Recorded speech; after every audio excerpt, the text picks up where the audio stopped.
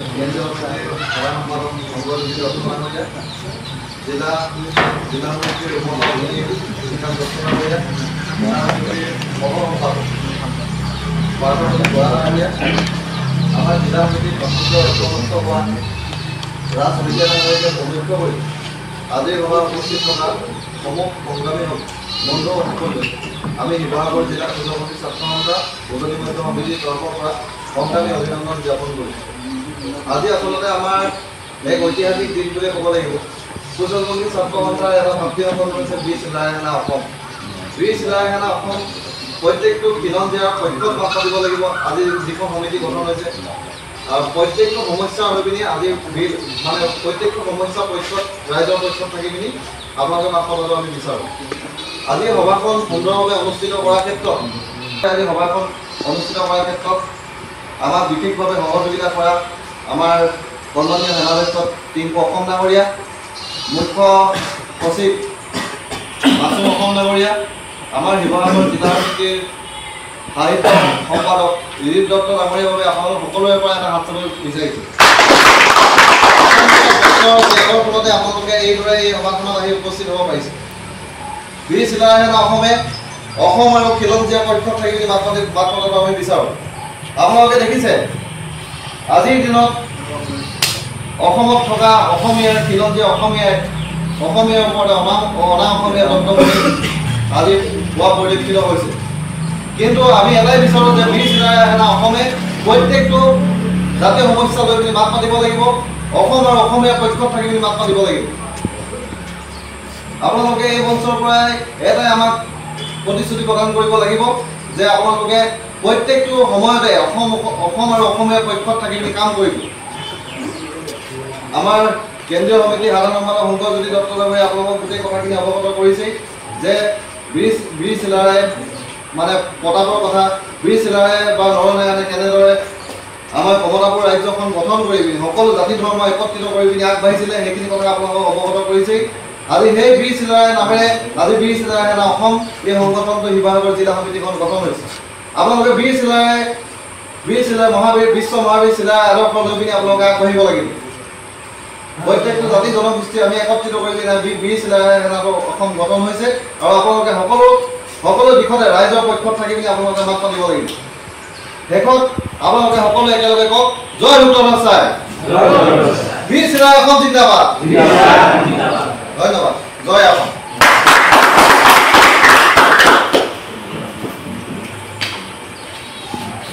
মাননীয় সম্পাদক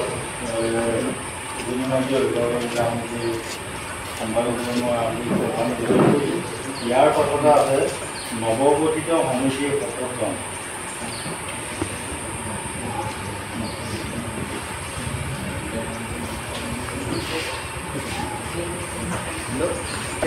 বিশেষভাৱে আমি আমাৰ মাজত এজন অতিথি তেখেতক মই মনটোলৈ আগুৱাই আনিবৰ কাৰণে কিন্তু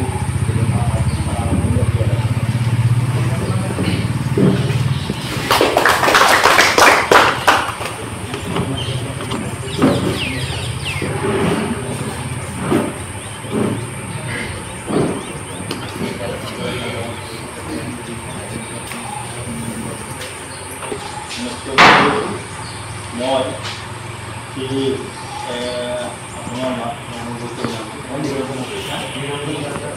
নিৰঞ্জন হাজৰিকাদেৱক এখন পুৰাণ গামোচাৰে আদৰণি জনাবলৈ মই দিনবোৰ অনুৰোধ জনাইছোঁ।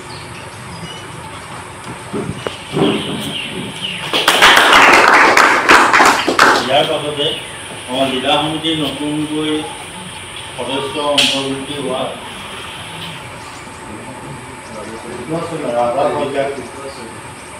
ঋতুৰাজ শইকীয়াক এখনি পুৰাণ গামোচাৰে সম্বৰ্ধনা জনাবলৈ ৰিদীপ দত্তক অনুৰোধ জনাইছোঁ।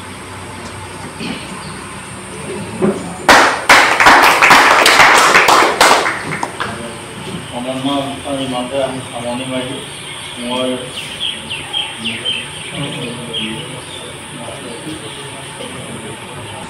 সমন্বয়ৰ দৰকাৰ নতুন সমিতিৰ ফালৰ পৰা দুজনমানক বছৰৰ পৰা ৰাখিবৰ কাৰণে অনুৰোধ জনাইছোঁ।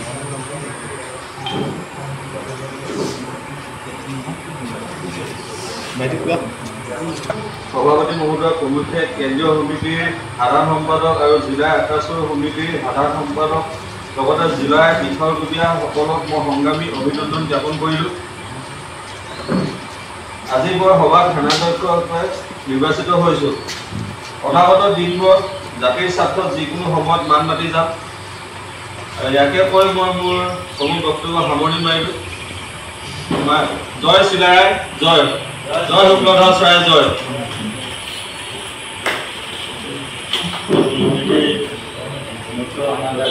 তেখেতৰ দুআষাৰ বক্তব্য মই ইয়াৰ পাছতে কেন্দ্ৰীয় সমিতিৰ সম্পাদক শ্ৰী শংকৰজ্যোতি দত্তক পুনৰ তেখেতৰ ভাষণ দিবৰ কাৰণে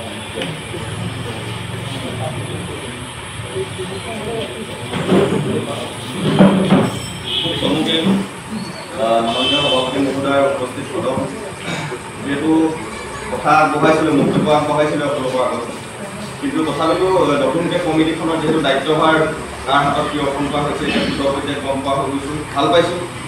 এখন শক্তিশালী এখন পূৰ্ণাংগ সমিতি হওক। আপোনালোকক সকলোলৈকে প্ৰত্যেকজনলৈকে আন্তৰিক অভিনন্দন জ্ঞাপন কৰিছোঁ।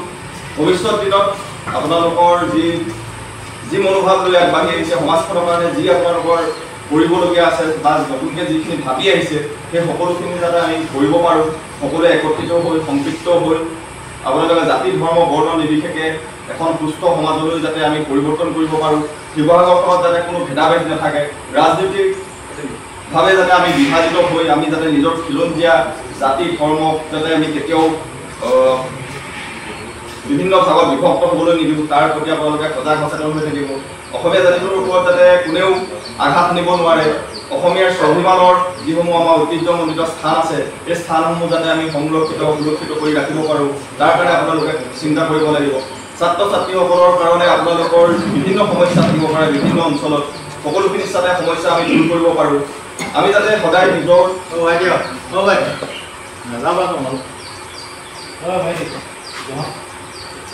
আৰু তোমালোকক কৈছোঁ শুনা, এখন যেতিয়া সভা চলি থাকে সভাপতি বিনা অনুমতি তোমালোকৰ পৰা ওলাই যাব নালাগে দেই, আগলৈকে নকৰিবা।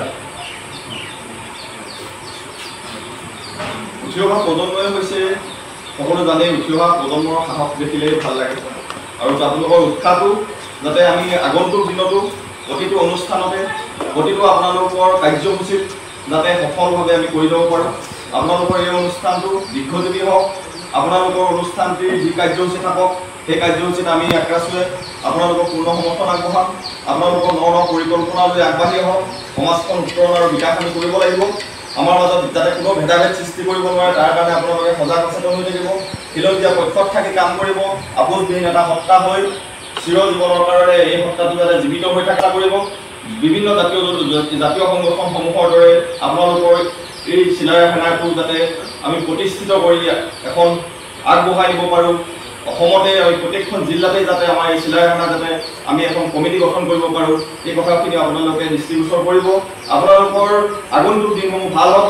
সমাজৰ কাৰণে আপোনালোকৰ যিখিনি উদ্দেশ্য আছে সেইখিনি সাফল্যমণ্ডিত হওক, তাত সম্পূৰ্ণ সহযোগিতা থাকিব।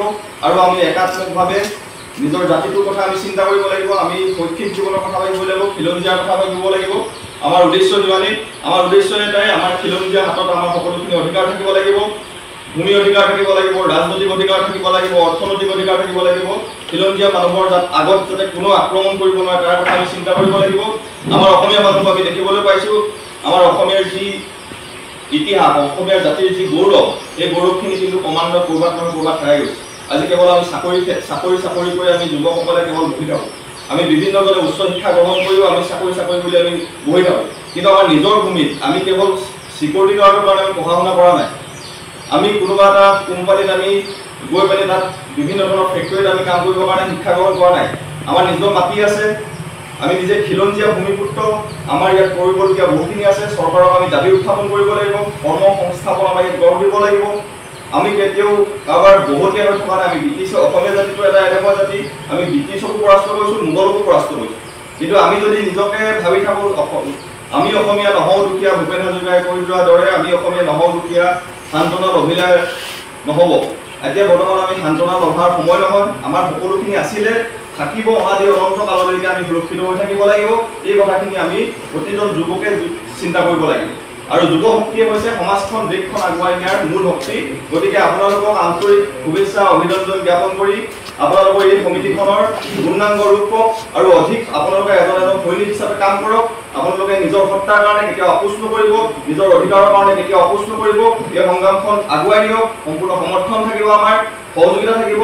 আৰু আপোনালোকে এই অনুষ্ঠানৰ দীৰ্ঘায়ু কামনা কৰি মই পুনৰবাৰ আপোনালোকক আন্তৰিক শুভেচ্ছা আৰু অভিনন্দন জ্ঞাপন কৰি সামৰণি মাৰিছোঁ। জয় আই অসম, জয় বিপ্লৱ। কেন্দ্ৰীয় সমিতিৰ মাননীয় সম্পাদকক মই আন্তৰিক ধন্যবাদ জ্ঞাপন কৰিছোঁ। এতিয়া আছে দশামুলি নৱগঠিত সমিতি শপত গ্ৰহণ কৰিব। আমাৰ কেন্দ্ৰীয় সমিতিৰ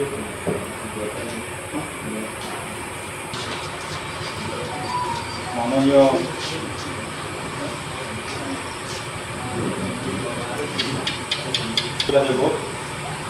দশাৰ বক্তব্য ৰাখিবৰ কাৰণে অনুৰোধ জনাইছোঁ। আজি এই মঞ্চত সভাপতি এখনৰ অলংকৃত কৰা আমাৰ জ্যেষ্ঠ কেন্দ্ৰীয় কমিটিৰ আমাৰ দাদা আৰু ইয়াত উপস্থিত ৰাইজ। মই বিশেষ একো বিশেষ শাৰী শৰীৰ অৱস্থাৰ পৰাই বিশেষ ক'ব মন নাছিলে, কিন্তু মই দাদাৰ কিছুমান কথাত আমি একমত হ'ব লাগিব। আমি সকলো একেলগে আগবাঢ়ি যাব লাগিব। এক নম্বৰ কথা, আমি এটা চাকৰিৰ কাৰণে মানে কি চিকিউৰিটি গাৰ্ড বা এটা চাকৰিৰ কাৰণে আমি আগবাঢ়িবলৈ নহ'ব। আমাৰ ইয়াত ONGC আছে, অইল আছে, তেনেকুৱা ধৰণৰ ধেৰ আছে। আমাৰ যিখিনি আমি কাম কৰিলে আমাৰ একেবাৰে আগবাঢ়িব পাৰোঁ। আমি নিজে এটা দলৰ একগোট হৈ যেতিয়া আমি যাম, তেতিয়া একগোট হৈ যোৱাৰ লগে তেওঁলোকে আমাক অলপ এতিয়া যিটো আমাক কামখিনি তেওঁলোকে মনোযোগ আমাক তেওঁলোকে আমাক ইম্পৰ্টেঞ্চ দিব লাগিব। সেই ইম্পৰ্টেঞ্চ আমি নিজে আনিব লাগিব। এতিয়া এটা কথাখিনি মই ধুনীয়াকৈ শুনি আছোঁ, এতিয়া যথেষ্ট ভাল কথা কৈছে আপোনালোকৰ আগত। সেইখিনি কথা আমি মানি চলিব লাগিব। আৰু মই আজি উপস্থিত আছোঁ, মই এজন BJP ৱাৰ্ড মেম্বাৰ আৰু BJP এক্সিকিউটিভ মেম্বাৰ হয়, কিন্তু মই দলৰ হিচাপে অহা নাই। ইয়াত মোক অকল আপোনাৰ কেন্দ্ৰখন পাতিলে কাৰণে তেওঁৰ সেই কথাটো ৰাখিবলৈ মই আহিলোঁ। এই তাইক সঁচাই ভাল লাগিছে, আজি অনুপ্ৰাণিত হৈছোঁ। নতুন কমিটি হৈছে, তেওঁক শুভেচ্ছা জনাইছোঁ, সকলোৱে শুভেচ্ছা জনাইছোঁ। আৰু সকলোৱে একেলগে কাম কৰি যাম বুলি আপোনালোকে যদি পৰিকল্পনা হৈছে, তাৰ কাৰণে ভাল লাগিছে। আৰু চৰকাৰে বুলি আমি যিমান যি কৰিব পাৰোঁ, আমি আপোনাৰ লগত আছোঁ, সদায় লগত থাকি কথা দিলোঁ আজি ইয়াতে। আৰু তেওঁলোকক পুনৰবাৰ ধন্যবাদ জনাই বস্তুবোৰ সামৰি লৈছোঁ। মই আন্তৰিক শ্ৰদ্ধা নিবেদন কৰিছোঁ। এতিয়া আমি নৱগঠিত সমিতিখন সকলোকে শাৰীবাদী থিয় হ'বৰ কাৰণে